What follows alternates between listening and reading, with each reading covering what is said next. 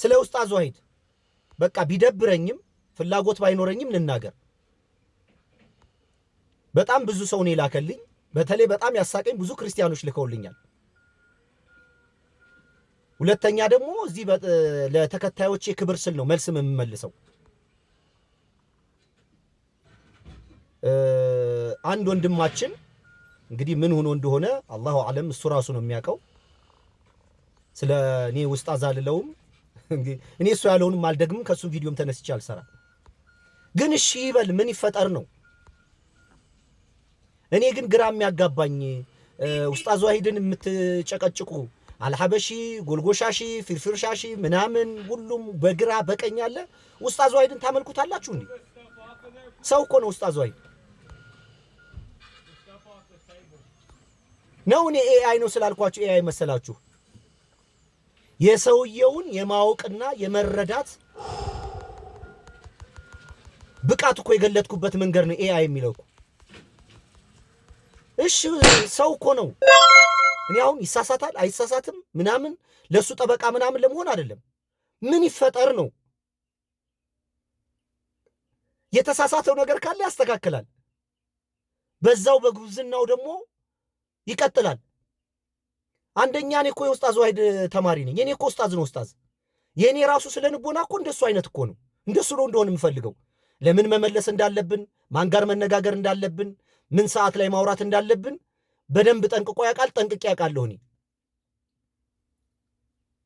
ኡስታዝ ዋሂድ እኮ ኃይል ለቢላ ያለ ክላሱም ከፍ ያለ ልጅ እኮ ነው። በጣም ለትችትና ለስድብ ለሐሜት የሚሆን ልጅ እኮ አይደለም።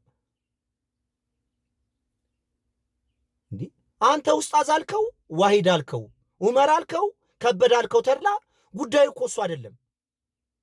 ለሰዎች በሚረዳውና በሚያግዘው ነገር ላይ ይኖራል አይኖርም እኮ ነው። እሱንም እኮ እኛ አይደለም የምናየው፣ አላህ እኮ አለ ሁላችንን የሚያይ የሚመለከት፣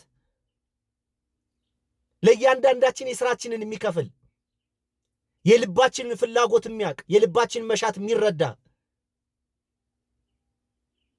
እንዴ ለምን አገዘ ነው። አሁን ሰሞኑን ከኔ ጋር በተያያዘ በጣም የኡስታዝ ዋሂድ ስም እየተነሳ ነው። በምን አይነት እኔ በጣም የሚገርመኝ ነገር ግን ስም በማጥፋት እኔ እኮ ነፍ የተደበቀም የተገለጠም እኮ ነፍ ድክመት እኮ ኃጢአት ሊኖርብኝ ይችላል። ለምን እየፈለጋችሁ እዚህ አትለጥፉትም? አሁን ያለሁበት ሁናቴ ምንድነው ነው?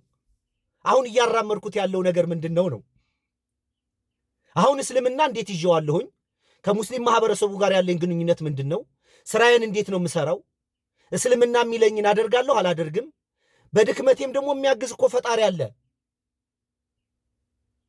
ድክመቴ በዚህ ደካማ ነኝ አላህ ዋግዘኝ ይርዳኝ ምሎ እኮ ፈጣሪ አለኝ እኮ፣ ተመልካች እኮ አለኝ። ባጠፋም እኮ እናንተን አይደለም እኮ ለእናንተ እኮ አይደለም ተውበት የሚይዘው ለራሴ ስለማይጠቅመኝ እኮ ነው። እና ኡስታዝ ዋሂድን እኔ ለእናንተ ክብር ነው። እኔ ክርስቲያኖቹ የላኩት ብዛቱ ብዙ ነው በጣም። እና በእንደዚህ አይነት መንገድ የሚርበሰበስ የሚሽመከበክ አይነት ሰው አይደለም የኡስታዝ ዋሂድ ስብዕና። ስትሮንግ ነው በጣም በጣም ጠንካራ ሰው ነው። በነገራችን ላይ ነገ ከነገ ወዲያ የስም ማጥፋቱንም ምኑንም ምን እንደሚባል እያወቀ የሚሰራ ጠንካራ ወንድም ነው። ብዙ አይጨነቅም። እና እናንተ የሆነ ነገር ብላችሁ እንዲህ ሽብርክርክ እንዲህ ተቀልዳላችሁ እንዴ? አላህን እኮ ነው የያዘው።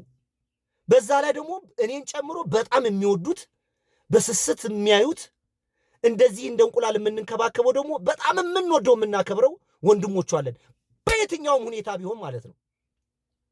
ድክመትም ካለበት አይቡን ድካሙን እየሸፈንን መልካም ነገሩን እየወሰድን አላህ ሱብሓነሁ ወተዓላ ኢንሻአላህ እድሜና ጤና ሰጥቶን እስከቆየንበት ድረስ በእንክብካቤ የምንይዘው በየትኛውም ሁኔታ ማንለዋወጥበት የጸና ወንድም ደግሞ ከጎኑ እንዳለ እንድታውቁ ብዬ ነው። አሰላሙ አለይኩም ወራህመቱላሂ ወበረካቱ።